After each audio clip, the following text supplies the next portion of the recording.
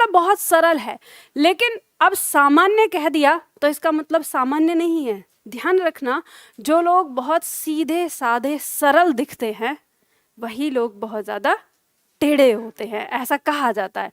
तो बात वही है, जैसे सामान्य लिखा गया तो वैसे ही सामान्य नहीं है, थोड़ी सी कठिन है, थोड़ी सी, पर तब तक कठिन है, उसके लिए कठिन है जो इसकी इज्जत नहीं करता, और जो इसकी इज्जत करता है, जो इसे प्यार करता है, उसके लिए सरल है। तो हमारे जो पुराने छात्र हैं जो पढ़ रहे हैं उनको पता होगा कि कितनी सरल है, आसान भाषा में आपको समझ में आती है। तो खैर चलो, तो सामान्य हिंदी का बैच जो हम लोग अपना शुरू करते हैं, लगभग हम लेते हैं कि ये लगभग 2.5 महीने में हमारा पूरा होता है, पर हम इसको सेफ साइड लेके चलते हैं कि 3 महीने तक ये पूरा होगा। 3 महीने हम क्यों लेते हैं? इसलिए क्योंकि हमारी छुट्टियां भी बीच में हो जाती हैं, तो सैटरडे संडे की 2 छुट्टी होती हैं उससे। तो हमारा ये बैच इस तरह से राउंड शेप में होता है, 3 पार्ट से ये शुरू होता है। पहला पार्ट वर्णमाला से शुरू करते हैं। वर्णमाला से संबंधित जितने टॉपिक होते हैं वो यहाँ तक हो जाते हैं। और दूसरा पार्ट हमारा शुरू होता है पद के भेद से। पद के भेद मतलब जिसके अंदर संज्ञा, सर्वनाम, ये सारी चीज आती है, और जिनका आपस में एक दूसरे से संबंध है, वो टॉपिक यहाँ तक आते हैं इस हिस्से में। और तीसरा जो पॉइंट हमारा शुरू होता है, ये शुरू होता है अलंकार से। और इस तीसरे पॉइंट में जो हमारी 15-20 दिन की क्लास यहाँ तक होंगी, यानी वर्णमाला तक पहुँचने से यहाँ पर हमारे पास जितने भी टॉपिक होते हैं वो सारे टॉपिक ऐसे होते हैं, उनका बेसिक उसी में होता है, उनका लेना देना किसी से कुछ नहीं होता। जैसे हम अलंकार की बात करें तो अलंकार क्या होता है, कैसे समझना है, एक तरह से आप इसको हिंदी साहित्य का हिस्सा समझिए। हिंदी साहित्य का वो हिस्सा जो आपके वनडे एग्जाम में पूछा जाता है, ठीक है। तो इसमें हम रस, छंद, अलंकार और गद्यांश, इसके अंदर हम जैसे पद्यांश पूछा जाए या संक्षेपण आता है आपकी परीक्षा में, रिक्त स्थान आते हैं आपकी परीक्षा में, और जैसे अगर हम MPSI की बात करें तो वहाँ पहेलियाँ पूछी जाती हैं, पत्र लेखन आता है, जैसे वीडियो के एग्ज़ाम की बात करें वहाँ पत्र लेखन आता है वनडे एग्ज़ाम में। तो वो सारे टॉपिक हम यहाँ पे कवर करते हैं, ठीक है। तो यहाँ से हमारा बैच शुरू होता है। तो इस तरह से अब ध्यान रखिएगा, जो छात्र, वैसे मेरी क्लास में आपके पास छूट होती है कि आप किसी भी टॉपिक से एंट्री कर सकते हैं, बस ये है, शर्त ये है कि आप उस टॉपिक का पहला दिन ज्वाइन करें। अगर पहला दिन ज्वाइन नहीं करेंगे तो वो टॉपिक फिर ख़त्म हो जाता है, फिर अगले टॉपिक से समझ में आएगा। तो आप इस चक्र से किसी भी पॉइंट से शुरू कर सकते हैं। जो आपने पढ़ना शुरू किया था, जिस दिन पलटकर वो टॉपिक आ जाता है वहाँ आपका बैच समाप्त हो जाता है, ठीक है। तो ये इसलिए दिया है क्योंकि मेरे बैच बहुत ज़्यादा अलग अलग टाइम में नहीं है, 2 ही टाइमिंग है, एक सुबह में 11:30 बजे और एक शाम में 5 बजे। तो ज़्यादा अगर मैं अलग अलग हर टाइम पे लूँ तो फिर भी हम वर्णमाला से हर टॉपिक को शुरू कर सकते हैं, लेकिन इस वजह से आप लोगों के लिए सहूलियत दी है कि 3 महीने से पहले अगर किसी को एडमिशन लेना हो तो वो किस तरह से ले सकता है। अब बात करते हैं, दूसरा सवाल छात्रों का रहता है कि मैम हमने तो सोचा था कि वर्णमाला से शुरू होगी, तो क्या वर्णमाला से, यहाँ वर्णमाला नहीं है तो मेरा बैच तो स्टार्टिंग से शुरू नहीं हो रहा। तो ऐसा अगर किसी के दिमाग में हो तो वो अपने दिमाग से इस चीज़ को निकाल दे। ध्यान रखना, जो छात्र वर्णमाला से एंट्री करते हैं उनके नज़रिए से ये बात बिल्कुल सही रहती है कि मैंने बिल्कुल स्टार्टिंग से शुरू की है, लेकिन ध्यान रखिएगा कि जैसे वो पढ़ना शुरू करता है और पूरी हिंदी में जाता है तो उसे ये वर्णमाला वाला पार्ट संधि तक एक बार फिर लेना पड़ता है। क्यों लेना पड़ता है? क्योंकि उसे ये बात धीरे धीरे एहसास हो जाती है कि जो मैंने स्टार्टिंग की क्लास पढ़ी थी वो तो मुझे कुछ याद ही नहीं रही, क्योंकि आपका जो मेल झोल हुआ हिंदी से, तो शुरुआत में 4-5 दिन आपको हिंदी को समझने में लग जाते हैं, मैडम की टोन को समझने में लग जाते हैं कि मैम कैसे पढ़ा रही हैं, और जिस सब्जेक्ट को आपने बचपन में छोड़ दिया था उस सब्जेक्ट से रूबरू होने में आपको 4-5 दिन लग जाते हैं। और इस 4-5 दिन में इस वर्णमाला का जो एक बेस है वो निकल जाता है, और ये ही इम्पॉर्टेंट है, ये ध्यान रखिएगा। हम वर्णमाला यानी वर्ण से शुरू करते हैं और लास्ट हम इसमें साहित्य में भी हम उस वर्णमाला के हिस्से को कहीं ना कहीं देखते ज़रूर हैं। जैसे हमारा छंद आता है, लगभग लास्ट टॉपिक हमारा छंद होता है, तो छंद में भी आपको वर्णमाला फिर से पढ़नी पड़ जाती है। तो कहने का मतलब मेरा ये है कि जो छात्र इस वाले पॉइंट से शुरू करते हैं तो उनको हिंदी बहुत एक बार ही अगर वो एक चक्र पढ़ लेते हैं उनमें ही उनका परफेक्ट हो जाता है। कारण ये है कि रस छंद अलंकार तो ऐसी चीज़ें हैं ये आपको ऐसे ही समझ में आ जाएंगी क्योंकि इसमें इंटरेस्ट होता है। ये समझने वाली चीज़ नहीं होती, ये बस आनंद लेने वाली चीज़ होती है और आपको चीज़ें समझ में आ जाती हैं। और इतने ही दिन में जो आप यहाँ पे 15 से 20 दिन आपकी जो क्लास चलती हैं उन क्लासेस में आपको सारी चीज़ें समझ में आ जाती हैं, टोन भी समझ में आने लगती है, वो सब्जेक्ट है उसमें इंटरेस्ट भी आने लगता है और हम कर क्या रहे हैं ये चीज़ भी हमें समझ में आ जाती है। तो फिर उसके बाद हम रेगुलर हो जाते हैं और तब जब यहाँ पे हमारी वर्णमाला आती है तो हम बहुत आसानी से उसे समझ पाते हैं। ठीक है, देखो बच्चा, मोबाइल मेरे सामने मत चलाओ, ठीक है, ये बात आपको पता है। आप पुराने छात्र हो के इस छोटे छोटे बच्चों जैसी हरकतें मत किया करो। अरे कुछ भी सही है, आपकी क्या मिल चल रही हैं इतनी कि आपके बिजनेस में कुछ घाटा आ जाएगा। 1 घंटे की क्लास आप बिना मोबाइल के नहीं ले सकते, और वो भी छिपा के चलाने। एक ये है कि एक छिपा के चलाना और एक है प्रत्यक्ष। डर खत्म हो गया मेरा बिल्कुल। मुझे लाइव क्यों देख रही हो? जब मैं प्रत्यक्ष आपके सामने खड़ी हूं तो आप मुझे लाइव बच्चा क्लास तो आगे पीछे चलती है, आपको पता है 40 सेकंड पीछे चलता है, ठीक है, तो आप मतलब दुनिया में 40 सेकंड आगे नहीं रह सकते, पीछे जाएंगे। चलो खैर, अब आपकी मर्जी है, ये आपका चुनाव है। तो ये बताओ कि हाँ सामने जो आप लोग बैठे हो यहाँ आपका जो कंसंट्रेशन है वो बिल्कुल एकदम मेरे पास रहेगा, फोकस। लेकिन अगर हम ऑनलाइन में जैसे पढ़ रहे हैं तो वहाँ हमारा जो ध्यान है वो भटकता रहता है, तो यहाँ का आनंद मत लो। सही है, हाँ बात वही है। चलो, तो बात समझ में आई है सभी लोगों को? हाँ या ना, कुछ तो बोलो।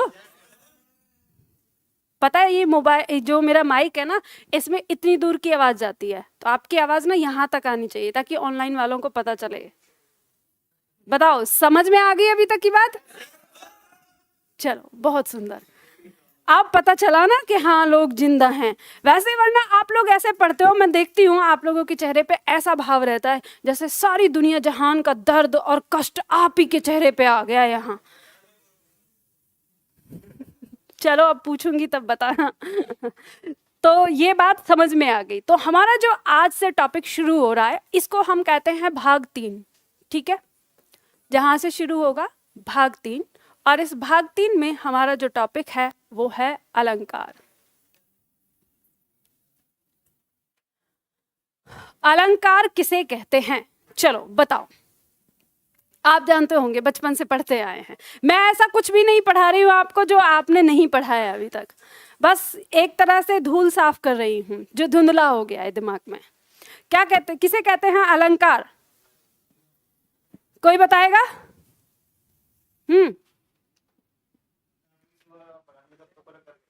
काव्य की शोभा बढ़ाने वाले तत्वों को अलंकार कहते हैं। सबने यही पढ़ा है ना? हाँ या ना? देखो परिभाषा कहती है अलंकार की कि काव्य की शोभा बढ़ाने वाले तत्वों को अलंकार कहते हैं। या कुछ लोग कहते हैं कि जिस तरह से एक आभूषण होता है और स्त्री के तन पे वो शोभा बढ़ाता है, इसी तरह से अलंकार काव्य के अंदर शोभा बढ़ाते हैं। अब सवाल ये उठता है कि ये रटते हुए तो आप आए हैं बचपन से, पर ये भी तो पता होना चाहिए कि क्या तो काव्य है और किस प्रकार की शोभा, कम से कम ये तो पता चले कि किस तरह से शोभा बढ़ाया जा रहा है। तो सबसे पहले तो हम देखेंगे हमारे सामने एक पॉइंट आता है काव्य।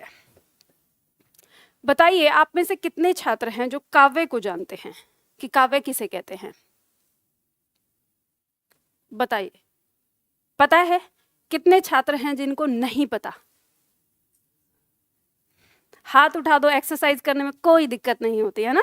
चलो हाथ नीचे करो। देखो काव्य शब्द आपका बना है कवि प्लस य प्रत्यय इसमें जुड़ा है। य प्रत्यय में मतलब य प्रत्यय कवि शब्द में लगता है तो शब्द बनता है काव्य। ये कवि क्या होता है? कितने छात्र हैं आप में से जो जानते हैं कि कवि क्या है? कहानी कहने वाला, कविता कहने वाला, ठीक है, कविता कहने वाला कवि कहलाता है और कहानी लिखने वाला लेखक कहलाता है, ठीक है, दोनों में ये अंतर है। तो यानी ये जो कवि है ये क्या लिखता है, कविता लिखता है। कविता मतलब जिसे आप पद कह सकते हैं, ठीक है, पद शब्द आता है, पद आता है कि जो कविता गाई जाती है, ठीक है, जिसे हम गा के सुनाते हैं। किसी ने अपने मन की बात एक ऐसी पंक्ति में पिरोई जिसे हम गा सकते हैं, उसी को हम कविता या पद कहते हैं, ठीक है। तो पद लिखने वाला जो है या पद रचने वाला जो है वो क्या कहलाता है, कवि कहलाता है। और कवि ने जो रचा है वो काव्य कहलाता है। जब कोई अपने मन की बात किसी पंक्ति में, किसी कविता में व्यक्त कर देता है तो वो उसका काव्य कहलाता है। और जब इसी तरह से लोगों की जो बातें हैं यानी जो लोगों का काव्य है वो जब इकट्ठा हो जाता है तो वो साहित्य कहलाता है। क्या कहलाता है, साहित्य। और वो जिस भाषा का है वो उस भाषा का साहित्य कहलाता है। जैसे अगर हिंदी में लिखा गया है खड़ी बोली में तो हिंदी भाषा का साहित्य कहलाता है, अगर उर्दू में लिखा गया है तो उर्दू भाषा का साहित्य कहलाता है, अगर अंग्रेजी में लिखा गया है तो अंग्रेजी भाषा का साहित्य कहलाता है।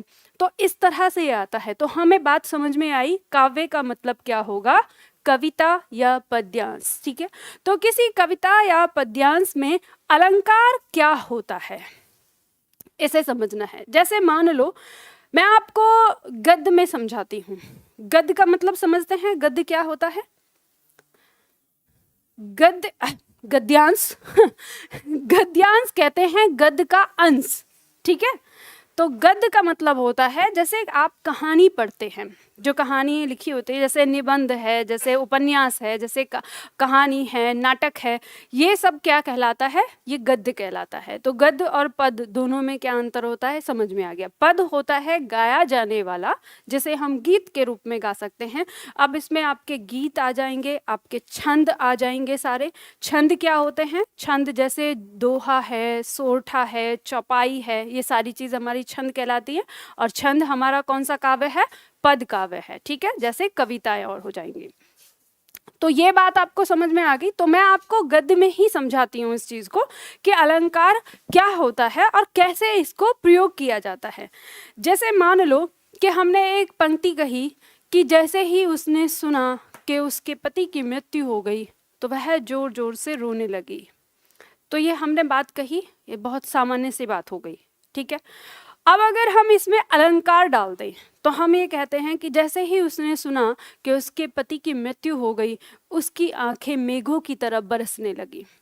अब जो आपने ये बात बोली है कि उसकी आंखें मेघों की तरह बरसने लगी, इससे आपको क्या पता चलता है कि वो विलाप करने लगी है, यानी रोने लगी है, बहुत दुख के साथ वो रो रही है। तो हमने इस पंक्ति में कहीं तो ये बात नहीं कही कि वो रोने लगी, लेकिन फिर भी हमें भाव समझ में आया और हमें पहली पंक्ति की तुलना में ज़्यादा प्रभावपूर्ण लगा वो, ठीक है, कि अरे मज़ा आ गया, कहते हैं ना सुनने में मज़ा आ गया, क्या बात कही है। तो ये जो हमें आनंद देता है, तो वही हम ये कह सकते हैं कि पहले हमारी एक पंक्ति बिल्कुल साधारण सी थी, फिर उस पंक्ति को दोबारा हमने कुछ ऐसे पॉइंट डाल दिए जिससे उस पंक्ति में क्या आ गई, सुंदरता आ गई। तो उसी सुंदरता को हमने क्या कहा है, अलंकार कहा है। तो हम ये कह सकते हैं कि जब कोई कवि एक साधारण सी पंक्ति में कोई चमत्कार पैदा करने की कोशिश करता है, कुछ उसे इस तरह से पिरोता है, इस तरह से सजाता है, ऐसे शब्दों का प्रयोग करता है जिससे उसमें कुछ चमत्कार लगे, कुछ अलग लगे, कुछ अच्छा लगे, कुछ सुंदर दिखे, उसी को हम क्या कहते हैं, अलंकार कहते हैं। और ये अलंकार हमारे कितने प्रकार के होते हैं, कैसे कैसे होते हैं, तो अब हम इस चीज़ को समझेंगे। तो आपको पहली बात ये समझ में आ गई कि अलंकार होता क्या है। तो अब ये चीज़ जो आपको समझ में आई है, तो अब जब आप किसी पंक्ति में खोजेंगे तो आप उसी चीज़ को खोजेंगे कि ये चीज़ एक्चुअली है क्या। अभी तक आपको पंक्ति दे दी जाती थी, जैसे मान लो किसी ने कह दिया कनक कनक से 100 गुनी, अब इस पंक्ति में बताइए, तो आप कहते हैं यमक अलंकार है, आपने रट दिया। अब अगर कनक कनक आया तो आपने रट लिया, आपने बता दिया।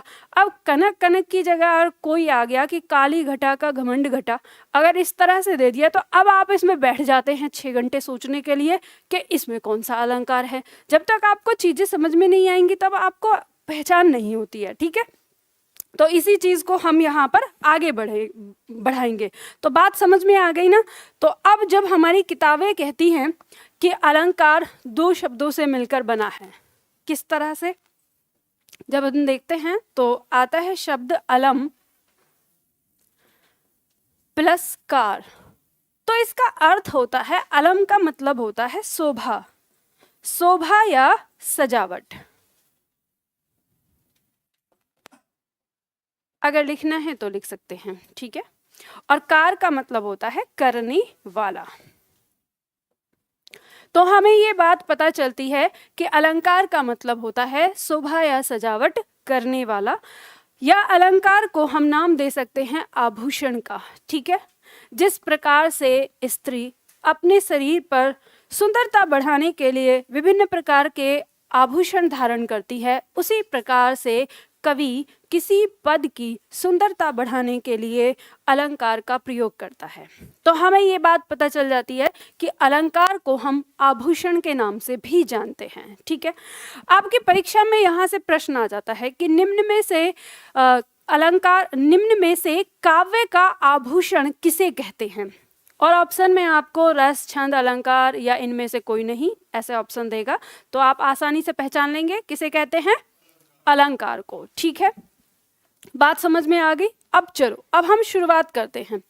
यहाँ पर आपको देखो नोट्स मिला हुआ है। ऑनलाइन वाले छात्रों के पास ये नोट्स है, जहाँ पर आपकी क्लास होगी। जैसे जो नया बैच आज शुरू हो रहा है उनको क्लास के 2 घंटे बाद मिल जाएगा वो, कि जैसे ही आपकी क्लास खत्म होती है उसके थोड़ी देर बाद आपको ये PDF मिल जाएंगी। कहाँ मिलेंगी, जहाँ आप लाइव देखते हैं उसके ठीक नीचे एक ऑप्शन आएगा सभी कक्षाएं और PDF, आप उस पे जाएंगे, वहाँ आपको नोट्स में जाना है और वहाँ से ये सारे नोट्स मिल जाएंगे।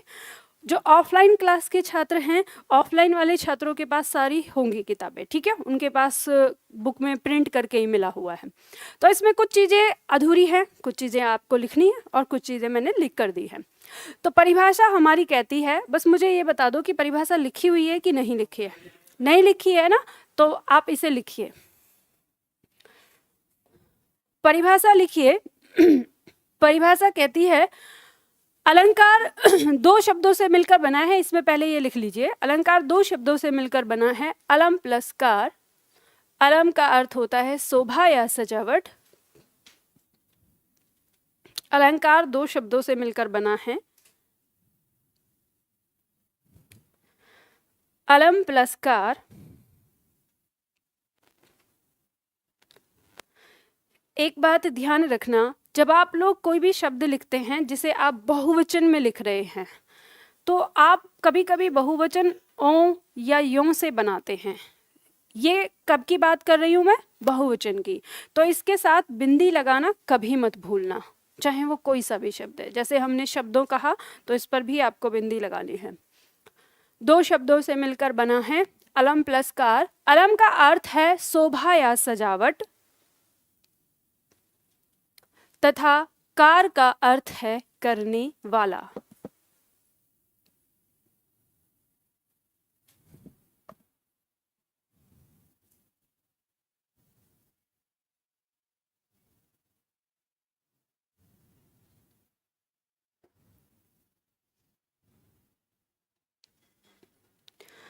ऑनलाइन में YouTube पर छात्र कह रहे हैं कि हमको भी नोट्स चाहिए। देखो YouTube वाले छात्र ध्यान दें, अगर आपको इस तरह के नोट्स चाहिए तो दिए हुए नंबर पर आप बात कर लीजिए। जो नंबर दिया हुआ है वहाँ पर आप जानकारी ले सकते हैं, ठीक है। यहाँ पे अभी मैं पढ़ा रही हूँ तो आपको बहुत ज़्यादा चीज़ें नहीं बता सकती। चलो ओके, तो ये बात समझ में आ गई, लिख लिया आपने, परिभाषा भी लिखी। काव्य की शोभा बढ़ाने वाले तत्वों को अलंकार कहते हैं, ठीक है, पूरी तरह से। अब यहाँ पर हम बात करेंगे अलंकार के बारे में। अलंकार 3 प्रकार के माने जाते हैं। यहाँ पे हम ध्यान देंगे, अलंकार 3 प्रकार के होते हैं। अब 3 प्रकार में कौन कौन से, ये हमें देखना है।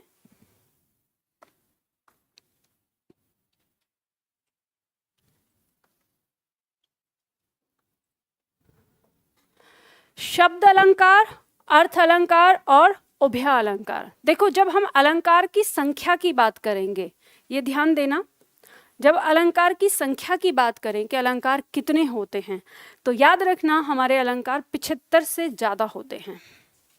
अभी तक अगर आप देखेंगे, जो काव्य में जो हमारे लेखक हैं, जो कवि हैं, उन कवियों ने अलंकार की अलग अलग व्याख्या की है। अब कोई भी अलंकार आप उठाएंगे, जैसे मान लो यमक अलंकार उठाएंगे तो यमक अलंकार के भी भेद दिए हैं, उपमा अलंकार देंगे उसके भी भेद दिए हैं। तो अलग अलग जितने हम अलंकार पढ़ते हैं उन सब में भी वो भेद दे देते हैं। तो हमें हमारी परीक्षा के लिए इतने नहीं पढ़ने, ये सारे अलंकार जानने की ज़रूरत उसको होती है जिसको साहित्य लिखना है और जिसको काव्य लिखना है। ठीक है, बाकी हम लोगों के लिए क्या ज़रूरत है, हम लोगों के लिए जो हमारी परीक्षा में दिया हुआ है, तो आपकी परीक्षाओं के अनुसार अलग अलग अलंकार पूछे जाते हैं। यहाँ पर जो मैं अलंकार आपको पढ़ाऊंगी वो लगभग हम सारे कवर करते हैं। जैसे हमारी चाहे अध्यापक वाली परीक्षाओं में आते हैं वो भी कवर करते हैं, MPSI वाले भी कवर करते हैं, राजस्थान में तो नहीं आता खैर, लेकिन रीट वगैरह में उनका आता है वहाँ पर, और UPSI में जितना आता है और यूपी SSSC में जितना आता है वो सारी चीज़ हम यहाँ पे कवर करते हैं। तो मैं आपको साथ के साथ बता दूंगी कि कौन सी परीक्षा में कौन कौन सा अलंकार पूछा जाता है, आप अपनी परीक्षा के अनुसार उसे याद रखिएगा। हम पढ़ के सारे चलेंगे। पढ़ना सारा हमें क्यों है, क्योंकि कोई भरोसा नहीं है, प्रीवियस क्वेश्चन पेपर पूछे जाते हैं। तो मान लो अगर MPSI की किसी उससे कोई प्रश्न उठा के रख दिया और उसमें वो अलंकार आ गया जो नहीं दिया है, तो इसलिए हमें पता होना चाहिए।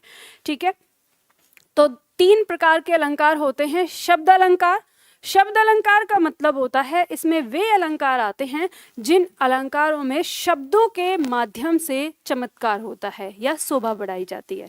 यानी यहाँ पर जो कवि है वो शब्दों का प्रयोग करता है और उससे उसमें अलंकार डालता है। अर्थ अलंकार कहते हैं जिसमें अर्थ के माध्यम से, इसमें क्या होता है, शब्द आपके लिखे होंगे, पंक्ति लिखी रहेगी, जो चमत्कार होगा वो अर्थ में आएगा। ठीक है, तीसरा आता है उभय अलंकार। उभय अलंकार उभय शब्द से बना है, उभय का मतलब होता है दोनों। ये वे अलंकार होते हैं जिनमें शब्द और अर्थ दोनों का सहारा लिया जाता है और तब अलंकार उसमें रखा जाता है। ठीक है, तो सबसे पहले हम पढ़ेंगे शब्द अलंकार। शब्द अलंकार में जो हमें पढ़ना है, अनुप्रास अलंकार, यमक अलंकार, श्लेष अलंकार और वक्रोक्ति। ध्यान रखिएगा, यूपी वाले छात्रों को ध्यान देना है, जो यूपी की परीक्षा में आएगा वो ये 3 आ जाता है, और MP की परीक्षा में फिर ये 4 पढ़ने होते हैं, और अध्यापक वाली परीक्षा में ये 4 पढ़ने होते हैं। ठीक है, तो एक एक करके इनको हम शुरू करते हैं। सबसे पहले आता है हमारा अनुप्रास अलंकार। अनुप्रास अलंकार की परिभाषा आप लोगों को लिखनी है। लिखिए, इसमें एक पंक्ति लिखिए, जहां एक ही वर्ण की आवृत्ति लगातार कई बार होती है।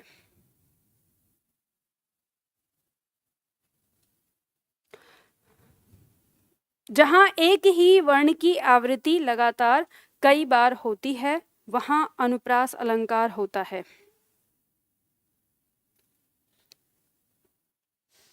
ऑनलाइन में छात्र कह रहे हैं कि मैम राजस्थान में 2nd ग्रेड में टॉपिक है। ठीक है, हाँ, जिसमें भी है वहाँ आप कर सकते हैं।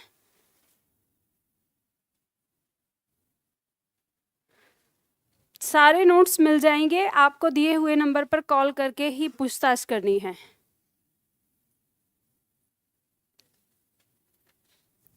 क्या लिखा आप लोगों ने, जहां एक ही वर्ण की आवृत्ति लगातार कई बार होती है, कॉमा करके लिखना है, वहां अनुप्रास अलंकार होता है। ठीक है, पूर्ण विराम लगा दीजिए। अब देखिए, एक बात समझ लीजिए, पंक्ति जो हमारी परिभाषाएं आती हैं हमारी किताबों में, वो परिभाषाएं ऐसे होती हैं कि लिख दिया जाता है हमारे जो विद्वान हैं वो समझते हैं कि जैसे मैं विद्वान हूँ वैसे ही पढ़ने वाला भी विद्वान है, और वो समझते हैं, जैसे कभी कभी आपने कुछ लोगों को देखा होगा ना, वो आधी अधूरी बात बोलते हैं और वो सोचते हैं कि बस सामने वाला ना मेरे इशारों से समझ ले सब कुछ। तो ऐसे ही हमारे जो विद्वान हैं उन्होंने भी ऐसी ही लिखी है, कुछ विद्वानों ने किताब के बस एक पंक्ति डाल दी और वो सोचते हैं अब सारा सब कुछ अपने आप समझ लेंगे। तो यहाँ पे हम लोगों के लिए थोड़ा कठिन हो जाता है। फिर हम इसको समझते हैं उदाहरण से। तो जब हमारे सामने उदाहरण आते हैं और पता चलता है कि इसमें भी ये है, इसमें भी ये है, इसमें भी है, तो हम फिर व्याख्या करते हैं। ठीक है, तो ध्यान देना यहाँ पर जो हमने कहा है कि एक ही वर्ण की, तो एक ही वर्ण का मतलब आप समझते हैं वर्ण क्या होता है? वर्ण होता है, अगर हम जैसे मान लो स्वर की बात करें, ए आ ई, ये स्वर हो गया, ये भी अपने आप में एक वर्ण है। और अगर हम बात करें क ख ग, अब ध्यान देना इसमें क ख हमने जो हल लगाया है, समझ गए? तो व्यंजन अलग और स्वर अलग। जब हम व्यंजन को कहें, कोई एक व्यंजन आया है वो भी वर्ण कहलाएगा, कोई एक स्वर आया है तो वो भी वर्ण कहलाएगा। तो अक्षर और वर्ण दोनों में अंतर होता है। तो परिभाषा हमारी कहती है कि एक ही वर्ण की आवृत्ति लगातार। अब यहाँ पे ध्यान देना कि एक ही वर्ण की आवृत्ति का मतलब क्या होता है? कोई हमारा शब्द लिखा हुआ है, इस शब्द का पहला वर्ण या तो इस शब्द का अंतिम वर्ण और लगातार आए, वहां पर हमारा अनुप्रास अलंकार होता है। इस बात को समझ लेना, या तो पहला वर्ण या तो अंतिम वर्ण उसकी आवृत्ति होती हो, वहीं पे हमारा क्या होता है? अनुप्रास अलंकार होता है। तो इसमें हम देखते हैं, जैसे उदाहरण दिया है हमारा, जय जय भारत भूमि भवानी, अमरों ने तेरी महिमा बारंबार बखानी। तो हम यहाँ कह सकते हैं कि इसमें ज और ज, ठीक है, दो बार आया है, तो ज वर्ण हम कह सकते हैं कि ज वर्ण की आवृत्ति है। इसी तरह से भारत भूमि भवानी, तो भ भ भ, तो यहाँ हम कह सकते हैं कि इसमें भ वर्ण की आवृत्ति है। ठीक है, इस तरह से जैसे आगे दिया है तेरी महिमा बारंबार, तो ब और ब, ब वर्ण की आवृत्ति हुई है तो हम कह सकते हैं कि ब वर्ण की आवृत्ति। इस तरह से तो अब आप ये सोचेंगे कि मैम तो फिर कई सारे वर्ण होते हैं, यहाँ तो 3 वर्ण हो गए। तो 3 वर्ण नहीं, कोई एक वर्ण भी अगर आपको आवृत्ति में मिल जाता है तो वहाँ क्या हो जाता है? हमारा अनुप्रास अलंकार। अब इसके बारे में एक बात और जान लो, इसके बारे में एक बात और ये है कि ये अलंकार आपको लगभग सारे ही पदों में देखने को मिल जाता है, क्योंकि ये बहुत इतना आसान है कि अगर एक बार ही आवृत्ति अगर हो गई, जैसे हमने कहा ब और फिर एक बार आवृत्ति हो गई, तो हो गया इसमें अनुप्रास अलंकार। तो इस तरह की स्थिति आपको बहुत अधिक बार मिल सकती है देखने को। तो इसमें एक बात ये भी याद रखना कि अगर किसी पद में अनुप्रास अलंकार के अलावा कोई और दूसरा अलंकार देखने को मिल जाता है तो अनुप्रास अलंकार गौण हो जाता है। गौण मतलब कम महत्वपूर्ण।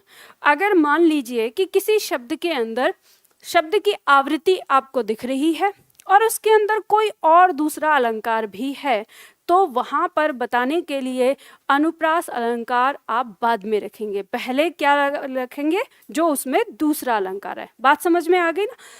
ठीक है, तो ये हमें यहाँ पे बात समझ में आई। तो अनुप्रास अलंकार को पहचानना कोई मुश्किल होगा? आराम से है। आप ध्यान से सुनो, जो यूपी की परीक्षाएं आती हैं उनमें आपको अनुप्रास अलंकार इसी तरह से पूछा जाएगा। पंक्ति दी होगी, आपसे अनुप्रास अलंकार पूछेगा और आप देख के बहुत आसानी से समझ सकते हैं।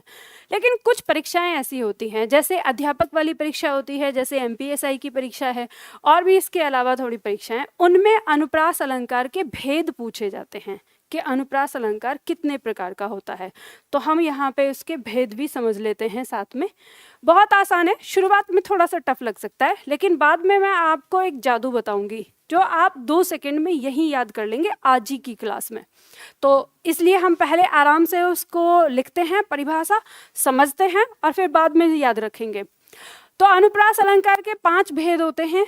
कौन कौन से दिया है? छेकानुप्रास, वृत्त्यानुप्रास, लाटानुप्रास, अंत्यानुप्रास और श्रुत्यानुप्रास। तो सबसे पहले हम छेकानुप्रास अलंकार को समझते हैं। लिखिए इसमें परिभाषा, जहां कोई वर्ण लगातार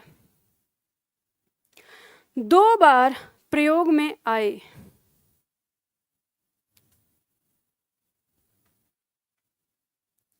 जहां कोई वर्ण लगातार दो बार प्रयोग में आए।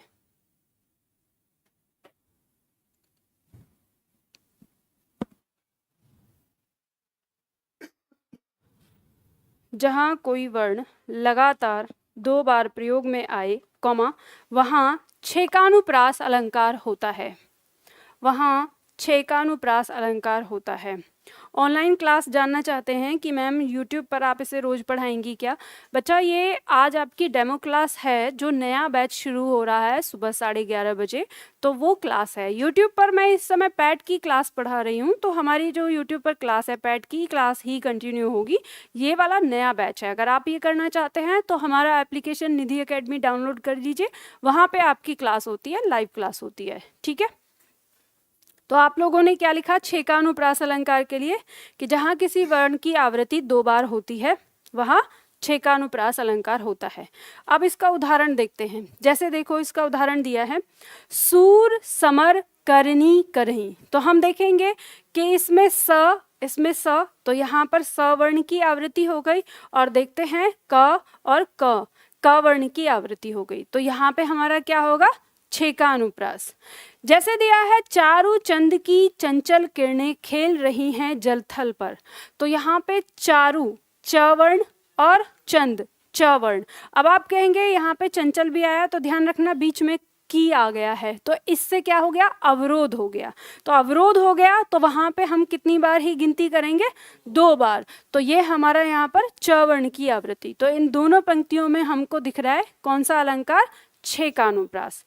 अगर मान लो आपकी परीक्षा में ऐसे आ जाए सूर समर करनी करें, इसमें अलंकार बताना है और ऑप्शन में छेकानुप्रास ना हो, केवल अनुप्रास दिया हो, तो आप इसको अनुप्रास में रख सकते हैं। समझ गए? ठीक है, चलो।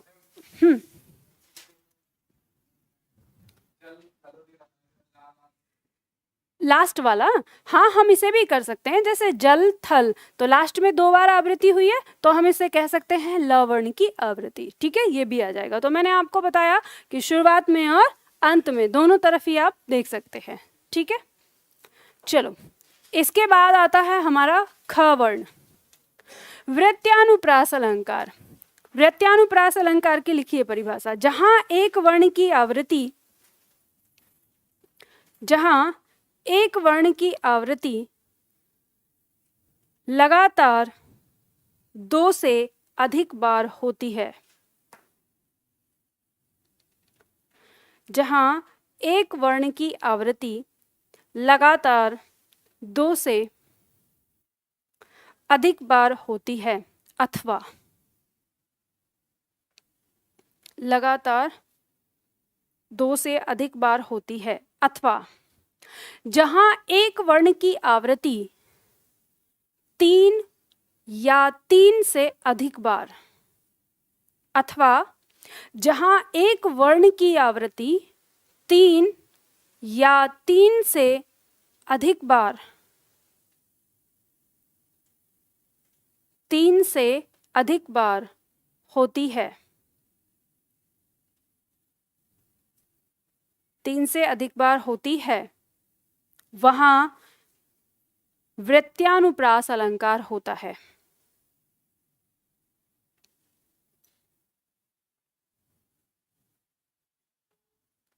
वहां वृत्यानुप्रास अलंकार होता है।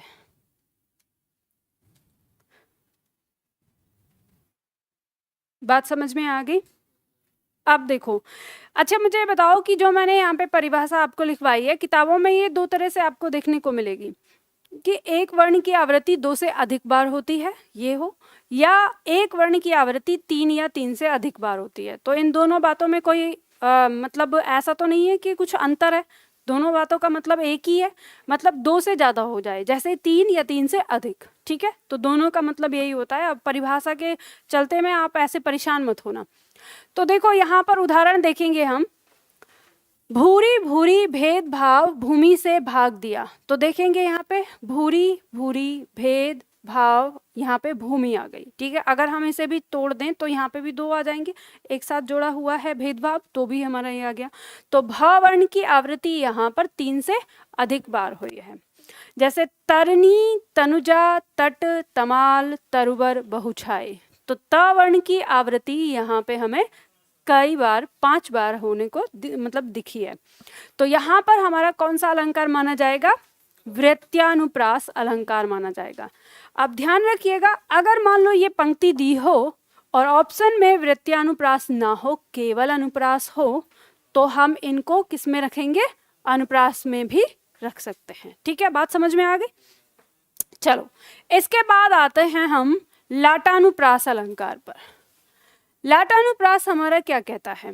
लाटानुप्रास अलंकार की परिभाषा लिखिए इसमें, जब किसी वाक्य या उपवाक्य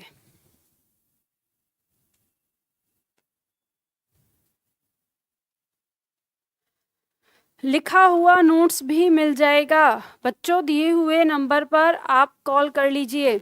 और एप्लीकेशन में जो छात्र आपस में बात कर रहे हैं वो सावधान, आप पढ़ने आए हैं या बातें बनाने के लिए आए हैं? मतलब मुझे ये बात समझ में नहीं आती कि कैसे पॉसिबल हो सकता है कि आप ऑनलाइन में भी बैठ के बातें बनाना शुरू कर दें। गजब। हाँ, यहाँ तो समझ में आता है कि चलो शक्ल दिख रही है, इंटरेस्ट ले रहे हैं कि ठीक है बातचीत बना रहे हैं, तो और यहाँ पे मतलब एप्लीकेशन में भी चैट बॉक्स अगर दिया हुआ है। याद रखना, निधि मैम थोड़ी सी एंग्री वुमेन है। आप अगर इस तरह से ज़्यादा चैटिंग करेंगे ना तो मैं चैटिंग बॉक्स को बंद करवा दूंगी, फिर आपकी मजबूरी हो जाएगी पढ़ना। तो ये बताइए कि क्या आपके पापा का इतना ज़्यादा पैसा आ रहा है आपके पापा के पास कि आप उनका टाइम वेस्ट कर रहे हैं यहाँ पे पढ़ के, पैसा भी वेस्ट कर रहे हैं, आपने एडमिशन लिया है। और ये उन छात्रों की बात कर रही हूँ मैं जिन्होंने मुझे पैसा दे दिया है। या फिर ये कहें कि निधि मैम ने आपको ऑफ़र दे दिया, ऑफ़र में हाँ कोई ज़्यादा थोड़ी ना गया है हमारा ऑफ़र में, इतने का तो हमें एक समोसा खा लेते हैं जाके, तो कौन सी बात है, सोचेंगे एक समोसा खा लिया। अगर ऐसे ही सोच रहे हैं तो फिर अब पता नहीं आप लोग क्या सोच रहे हैं, ठीक है। तो इसलिए शांति से बैठ के पढ़ाई करो। अब ये देखना है कि आपको इतना, देखो इतनी बड़ी बेरोजगारी फैली हुई है और इतनी बड़ी बेरोजगारी में इतने सारे लोग आ रहे हैं, इतनी छोटी छोटी पोस्ट निकल रही हैं और उसमें आपको फाइट करना है। तो ये आप लोगों के ऊपर निर्भर करता है कि आप कितना अच्छे से पढ़ते हैं, कितना बुरे से। लाटानुप्रास की परिभाषा लिखिए जल्दी से। जब किसी वाक्य या उपवाक्य की आवृत्ति उसी अर्थ में होती है, जब किसी वाक्य या उपवाक्य की आवृत्ति उसी अर्थ में होती है किंतु उसके मूल अर्थ में अंतर होता है। किंतु से पहले कॉमा लगाना है, किंतु उसके मूल अर्थ में अंतर होता है। जब किसी वाक्य या उपवाक्य की आवृत्ति उसी अर्थ में होती है, कॉमा, किंतु उसके मूल अर्थ में अंतर होता है, कॉमा, वहां लाटानुप्रास अलंकार होता है। वहां लाटानुप्रास अलंकार होता है।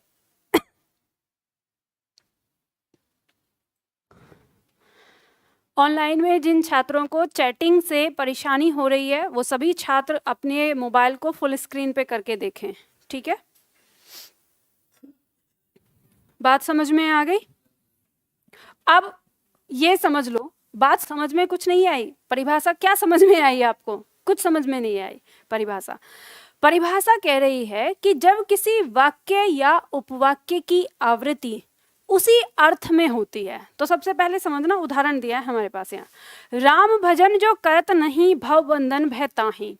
ये पूरा का पूरा वाक्य है और ये नीचे भी आ रहा है इसी तरह से, राम भजन जो करत नहीं भव बंधन भय ताहि, ठीक है। तो वाक्य की आवृत्ति हो रही है। पहला हमने यही लिखा कि वाक्य की आवृत्ति हो। फिर अगला पॉइंट है कि उसी अर्थ में।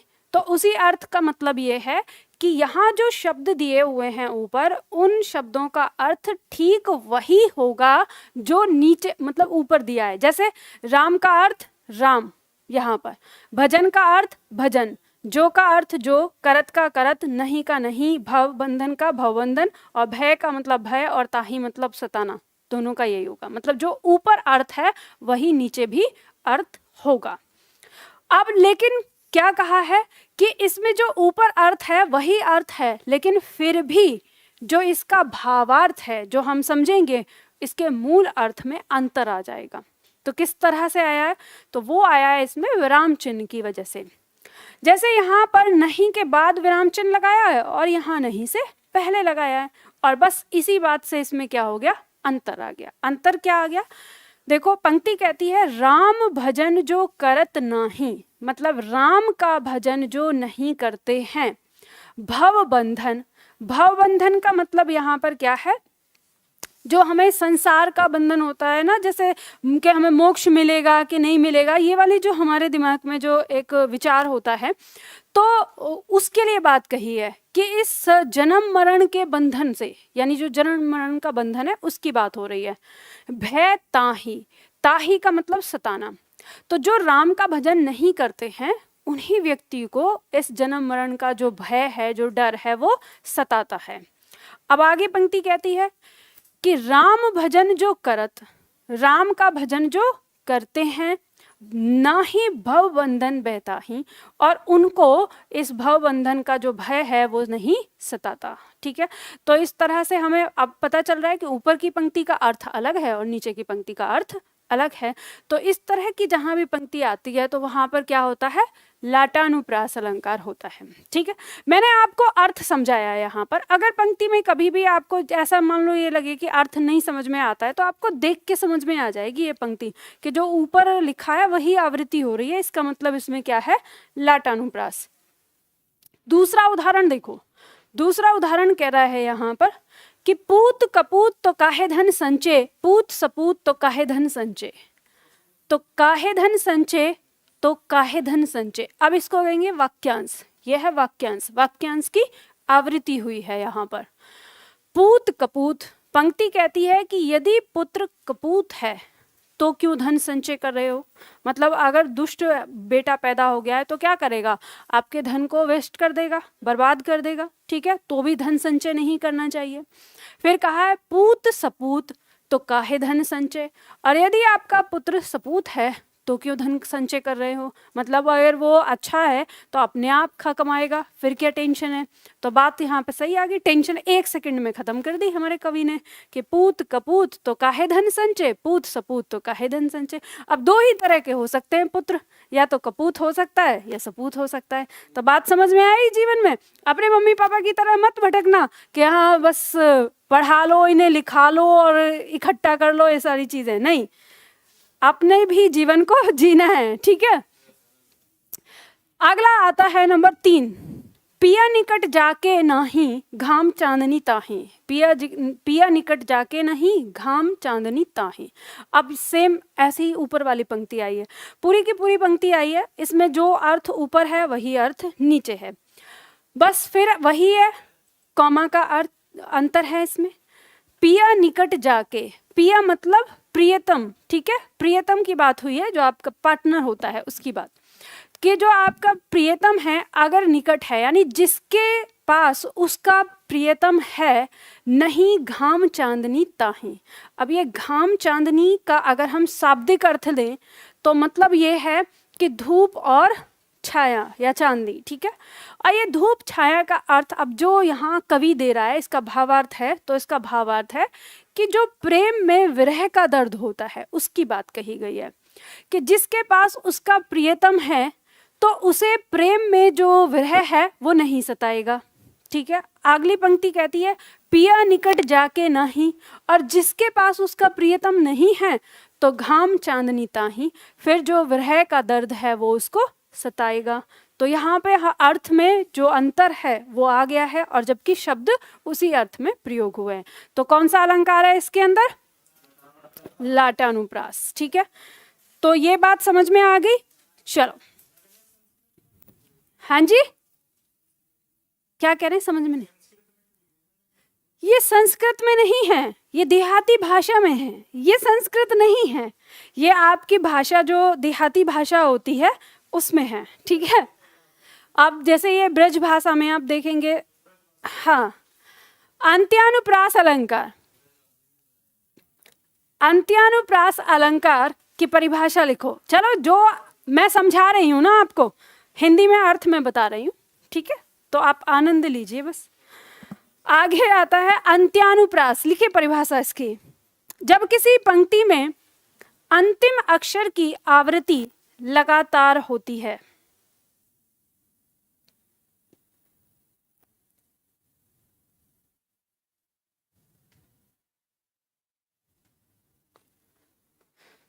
ऑनलाइन में एक छात्र पूछ रहे हैं कि मैम पीछे वाला शब्द सेम होता है क्या, इसमें लाटानुप्रास में बताओ।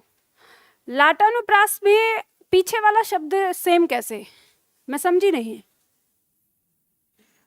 इसकी बात कर रहे हैं आप लास्ट में ये, या बाकी तो सारे शब्द सेम ही तो हैं इसमें, मतलब सारे शब्द हुए हैं, ठीक है, आवृत्ति हो रही है उसी की। अब मैं समझ नहीं पाई क्या प्रश्न पूछना चाह रहे हैं छात्र।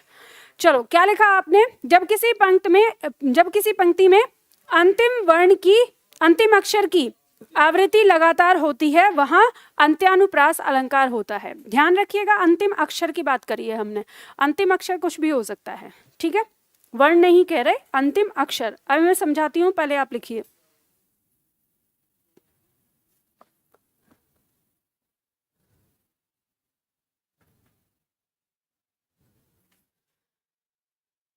देखो, परिभाषा लिख ली आपने। तो अंत्यानुप्रास में हमने कहा है, ध्यान देना, ये जो शब्द बना है ये है अंत्य, अंत्य प्लस अनुप्रास से मिलकर बना है। इस अंत्य का अर्थ होता है अंतिम, ठीक है, क्या अर्थ होता है, अंतिम। तो इससे आपको ऐसे भी पहचान में हो जाएगा कि अंतिम अक्षर की बात कर रहे हैं। तो अंतिम अक्षर हम देखें तो यहाँ पर क्या है, आती यानी बाती का, और यहाँ पर राती का आती दिख रहा है, यह अंतिम अक्षर है लास्ट में। तो जब भी हमें किसी पंक्ति में इस तरह से समझ में आए, जैसे प्रभु जी तुम दीपक हम बाती, जाकी जोत बरे दिन राती, तो लास्ट में अंतिम आया है, अंतिम अक्षर की आवृत्ति हुई है, तो इसके अंदर क्या होगा, अंत्यानुप्रास अलंकार होगा। अब आप कहेंगे कि मैम ये तो हमें हर पंक्ति के अंदर मिल जाएगा, तो मैंने आपको पहले ही बताया कि अनुप्रास अलंकार आपको लगभग हर पंक्ति के अंदर देखने को मिलेगा। अब वो कोई सा भी हो सकता है, ठीक है, ध्यान रखिए। एक होता है ऐसे कि जैसे मान लो हमारी पंक्ति लिखी है, इसका अंतिम अक्षर, ये पंक्ति यहाँ पे आ रही है, इसका अंतिम अक्षर, फिर पंक्ति आ रही है, इसका अंतिम अक्षर, फिर पंक्ति आ रही है, इसका अंतिम अक्षर। अगर ये इस तरह से लगातार एक जैसा होता चला जाता है तो इसमें क्या होता है, अंत्यानुप्रास अलंकार। लेकिन अगर ये ऐसे हो जाए कि ये पंक्ति है, इसका अंतिम अक्षर, और ये पंक्ति है, इसका नहीं, ये तीसरी जो पंक्ति है इसका अंतिम अक्षर, तो यहाँ पर अंत्यानुप्रास खत्म हो जाता है, ठीक है। तो ऐसा हमें देखने को मिलता है ये, तो इसे हम कहते हैं तुकबंदी, यानी जो अंतिम अक्षर मैच करता है इसको बोलते हैं तुकबंदी, ठीक है। और तुकबंदी हमारे छंद का एक गुण है, महत्वपूर्ण गुण है। जब भी हम कोई कविता या कोई गीत हम लिखते हैं तो उसमें हमें लास्ट में तुकबंदी मिलानी होती है।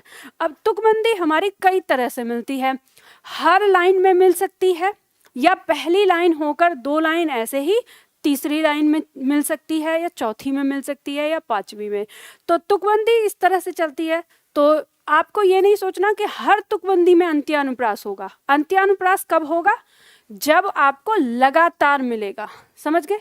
जैसे उदाहरण दिया है दूसरा, बस मौन में गंभीरता है बड़प्पन वेश में, जो बात और कहीं नहीं वह है हमारे देश में। तो यहाँ पर अक्षर मिल रहा है तो इसे हम कहेंगे अंत्यानुप्रास, ठीक है। तो समझ में आ गया आपको, ये सरल है। चलो, इसके बाद श्रुत्यानुप्रास अलंकार। श्रुत्यानुप्रास अलंकार की परिभाषा लिखिए, लिखिए इसमें।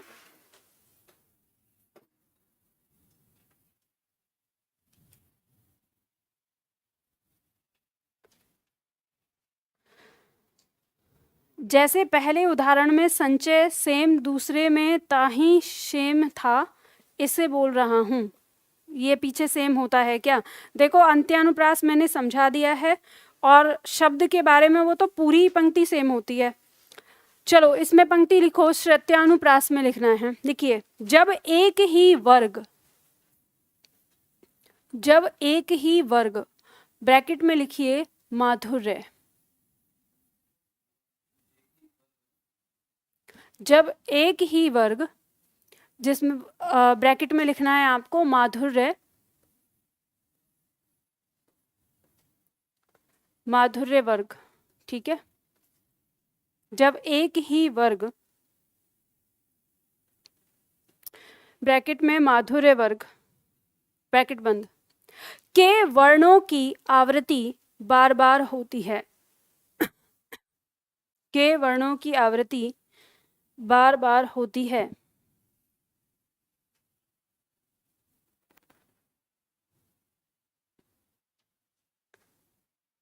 के वर्णों की आवृत्ति बार बार होती है, उसे श्रुत्यानुप्रास अलंकार कहते हैं, उसे श्रुत्यानुप्रास अलंकार कहते हैं, श्रुत्यानुप्रास अलंकार कहते हैं। देखो अब इस परिभाषा को समझ लो, ये क्या कह रहा है। ये कह रहा है कि किसी भी पंक्ति में ना आपको माधुर्य वर्ग के वर्णों की आवृत्ति देखने को मिलेगी। सबसे पहले तो समझो माधुर्य वर्ग क्या है, ये मधुर से बना है। मधुर शब्द मतलब जिन वर्णों का प्रयोग किसी शब्द में होता है वो शब्द बहुत मधुर लगते हैं। आप जब वर्णमाला पढ़ते हैं तो आपको पता होगा क वर्ण, च वर्ण, ट वर्ण, त वर्ण और प वर्ण। याद रखिए जो हमारा ये त वर्ण होता है इसको हम माधुर्य वर्ण कहते हैं, ठीक है, माधुर्य वर्ण कहते हैं इस वर्ग को। तो माधुर्य मतलब मीठा, तो जिन शब्दों के अंदर इस वर्ण के वर्णों की आवृत्ति होती है, मतलब इस वर्ग के वर्णों की आवृत्ति होती है, तो वो शब्द थोड़े मधुर होते हैं, मीठे होते हैं, तो इसलिए हम इसको माधुर्य वर्ण कह देते हैं। तो त वर्ण की आवृत्ति होती है। तो एक बात ये ध्यान रखिएगा कि केवल त वर्ण की आवृत्ति नहीं, कभी कभी आपको प वर्ण की आवृत्ति भी देखने को मिल सकती है कहीं पर। तो आपको ये ध्यान देना है कि एक ही वर्ग के वर्णों की आवृत्ति देखने को मिले। अब किस प्रकार से, उदाहरण में समझाती हूँ।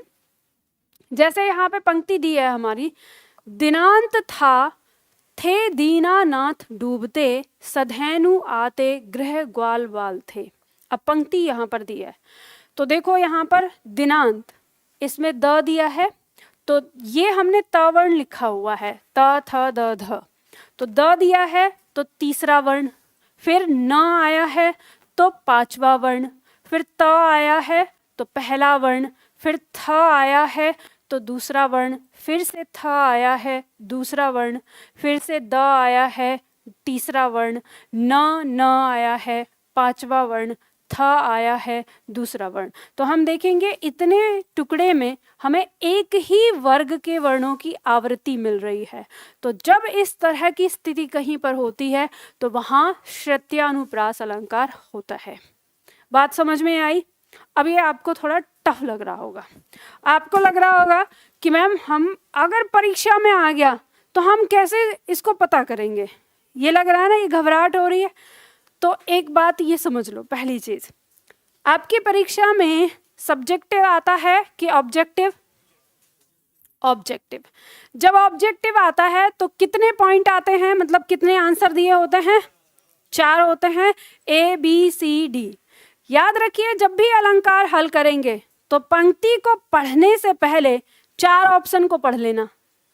अब 4 ऑप्शन में अगर ऐसे लिखा हो कि अनुप्रास अलंकार, यमक अलंकार, श्लेष अलंकार, उपमा अलंकार, तो आपको टेंशन होगी कि ये खोजना है कि नहीं? नहीं, आपको खोजना है उन 4 में से। तो आपके दिमाग में उन 4 की परिभाषा होनी चाहिए। अगर ऐसे लिखा है कि छेका अनुप्रास, वृत्त्यानुप्रास, लाटानुप्रास और श्रुत्यानुप्रास, तो अब आपके पास ये 4 ऑप्शन है सोचने के लिए। तो आप इन 4 की परिभाषा को सोचेंगे तो आराम से निकाल लेंगे।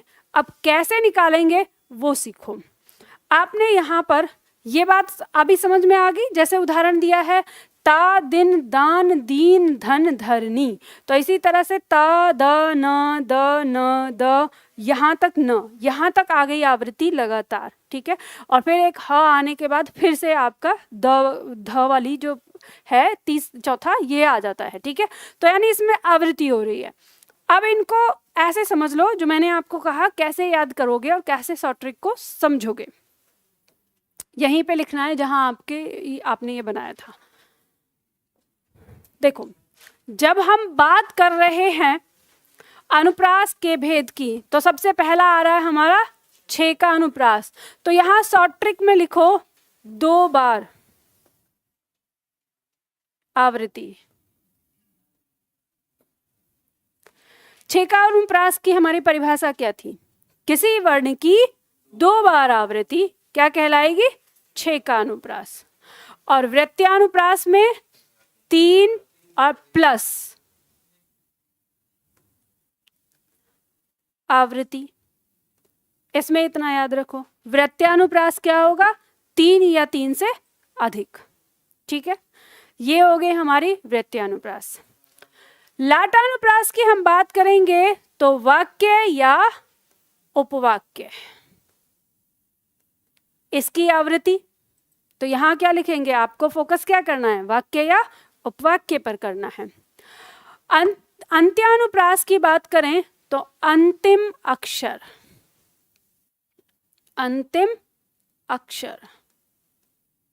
और श्रुत्यानुप्रास की बात करें तो त वर्ग।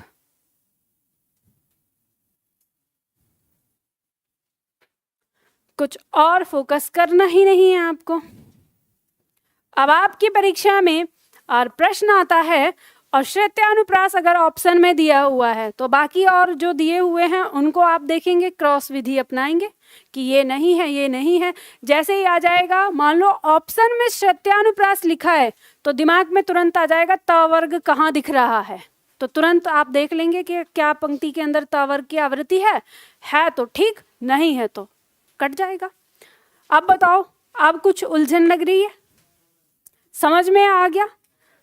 कुछ नहीं है इसमें, बस ध्यान रखना। मैंने अभी आपको क्लास शुरू करने से पहले क्या बोला था? सामान्य हिंदी है, बहुत सामान्य है, लेकिन जितनी सामान्य दिखती है उतनी सामान्य है नहीं, तो इसे साधना पड़ेगा। आपने कभी ऐसा सुना है कि जो बहुत बड़े बड़े ज्ञानी होते हैं, महापुरुष होते हैं और बड़े विद्वान होते हैं, तो और वो बहुत, उनका जीवन जो है बहुत साधारण होता है, बहुत साधारण सा, और हम कहते हैं कि अरे इनको कोई कुछ नहीं चाहिए, इनको एकदम से साधारण है। क्या आप उस व्यक्ति से यूं ही जाके बात कर लेते हैं या फिर कुछ मशक्कत करनी पड़ती है? हाँ, ऐसे जाके बात नहीं हो सकती, ठीक है। वो एक फटकार मारेंगे, आप दूर चले जाएंगे। उनके पास जाके उनसे बात करने के लिए आपको करना होता है कि उस व्यक्ति का दिल जीतना होता है, कि एक बार अगर इस व्यक्ति का दिल जीत लिया तो फिर, और वो जब आपसे प्यार से बात करता है तो फिर आप दूसरों को भी दिखाते हैं, पता है फलने आदमी है, मेरे से इतने प्यार से बात करते हैं, तब आप अपनी स्टाइल दिखाते हैं। तो लोग भी देखते हैं, अरे वो व्यक्ति जो इतना मतलब उससे आराम से बात नहीं हो, तुमसे बात करते हैं।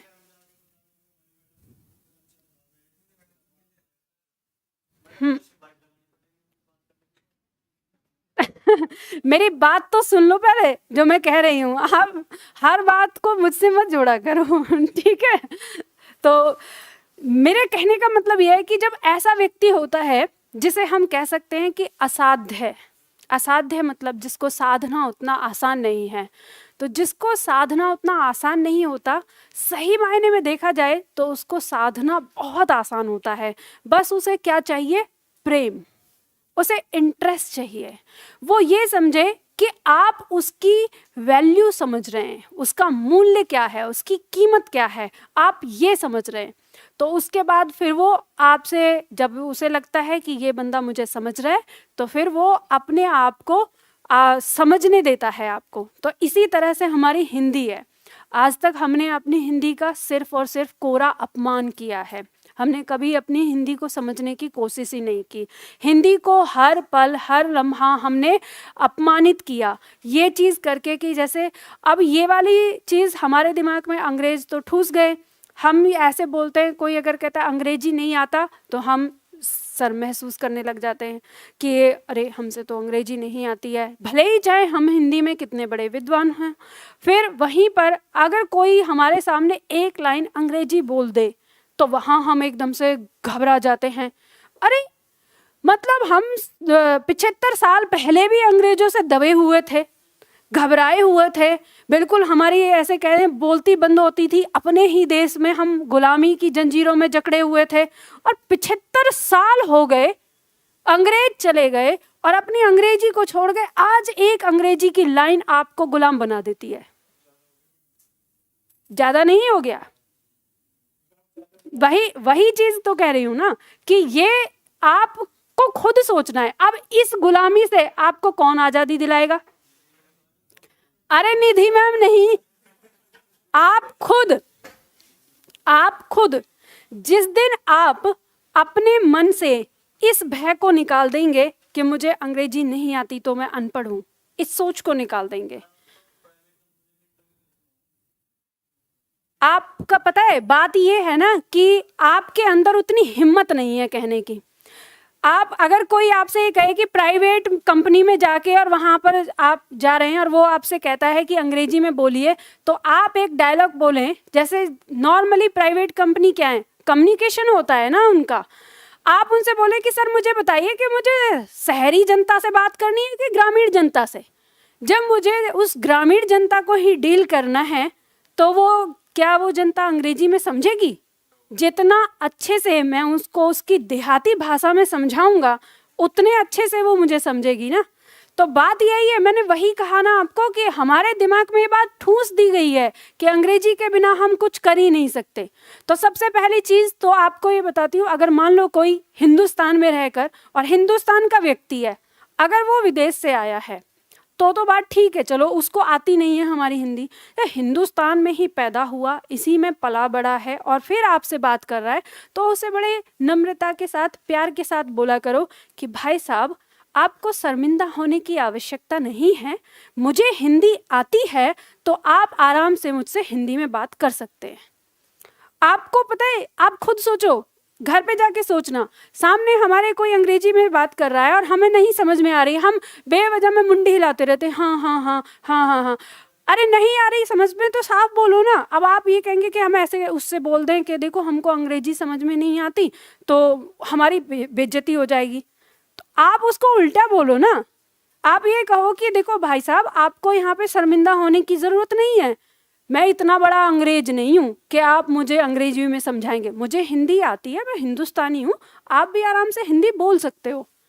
बात एक अलग हो गई, नज़रिया अलग हो गया। जैसे हम कहते हैं ना कि गिलास आधा भरा है पॉजिटिव और गिलास आधा खाली है नेगेटिव, ये दो विचार हैं आपके मन में। जिस दिन आपको, देखो मैं बार बार एक ही बात कहती हूँ, मैं अंग्रेजी की बिल्कुल विरोधी नहीं हूँ, अंग्रेजी सीखिए। आपको इस जो बाहर की दुनिया है, हिंदुस्तान से जो बाहर की दुनिया है, उसको समझने के लिए आप अंग्रेजी पूरी तरह से सीखिए, लेकिन अपनी हिंदी भाषा को भी पूरी तरह से सीखिए।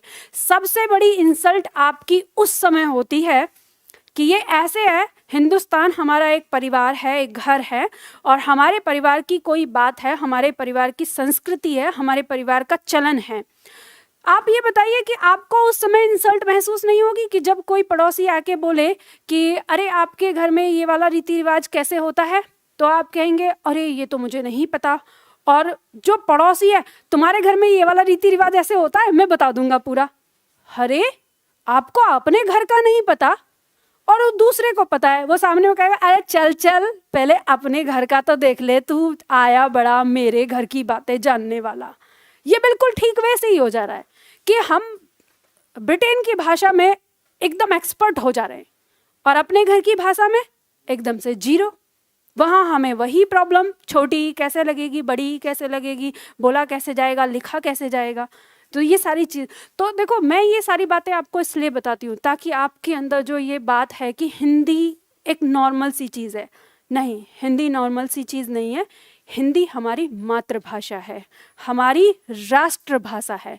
मैं आपसे यही कहूँगी कि सरकार माने या ना माने, लेकिन आप लोगों को मानना है। जिस तरह से आपका राष्ट्रगीत है, राष्ट्र आपका गान है, राष्ट्रीय आपका पक्षी, राष्ट्र पक्षी, राष्ट्र जैसे वृक्ष, या हमने राष्ट्र पशु बनाया, इसी तरह से हमारी राष्ट्रभाषा भी क्या है?